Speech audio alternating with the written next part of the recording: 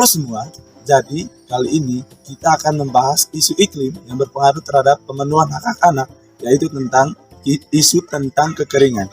Nah, isu kekeringan adalah isu yang sekarang sedang dihadapi oleh seluruh masyarakat di seluruh belahan dunia. Tidak lupa juga masyarakat di Indonesia dan juga di Kabupaten Sika pada khususnya. Jadi, di beberapa desa di Kabupaten Sika, seperti contoh di Desa Watumilo, masyarakat mengalami masalah kekeringan. Nah, masalah kekeringan ini diakibatkan oleh cuaca yang ekstrim, perubahan iklim, dan juga beberapa usaha-usaha atau tingkah laku manusia yang tidak memelihara dan merawat lingkungan, seperti tidak menghemat air pada saat penggunaan air bersih, dan juga menebang pohon untuk pembukaan lahan. Nah, pada saat terjadi kekeringan, maka berdampak juga pada kehidupan dan pemenuhan kebutuhan hak-hak anak, pemenuhan hak hidup. Jadi, pada saat anak tersebut mengalami masalah kekeringan, maka hak hidupnya akan tidak terpenuhi. Karena, seperti yang kita tahu, kita hidup membutuhkan air untuk tumbuh kembang dan kebutuhan hidup lainnya seperti mandi, mencuci, dan juga kebutuhan hidup lainnya memerlukan hadirnya air. Nah, teman-teman, tumbuh kembang anak bisa terganggu apabila kebutuhan nutrisinya tidak tercukupi. Bagaimana kebutuhan nutrisi anak dapat tercukupi jika kita sendiri kekurangan air bersih akibat kasus kekeringan? Selain itu, kasus kekeringan yang terjadi dalam jangka waktu panjang juga dapat menyebabkan dehidrasi bagi tubuh manusia, di mana kita semua tahu bahwa dehidrasi ini sangat berbahaya bagi tubuh manusia. Tahun 2022 ini dinobatkan sebagai tahun terpanas oleh UNCCD.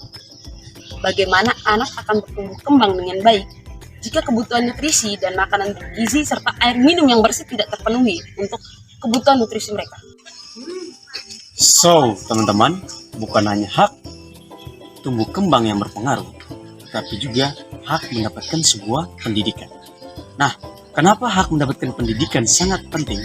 Dikarenakan ketika anak lebih mementingkan untuk memenuhi kebutuhan dengan mengambil air, maka dia akan lupa haknya untuk belajar dan melakukan aktivitas yang berkaitan dengan dunia pendidikan terkhususnya.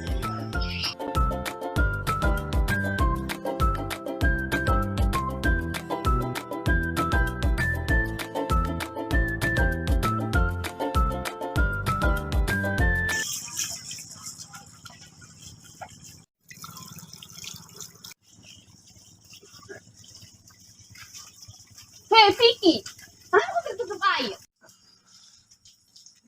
Ih, kau sewot dari kau. Tahu tidak kalau kita ini sedang dilanda kasus kekeringan?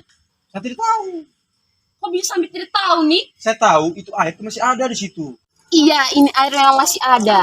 Tetapi menghemat air itu merupakan salah satu cara meminimalisir dampak kekeringan. Kalau ada media sudah seliput terus viralkan. Jadi teman-teman, kita itu sedang dilanda kasus kekeringan. Nah, kasus kekeringan ini sangat berbahaya.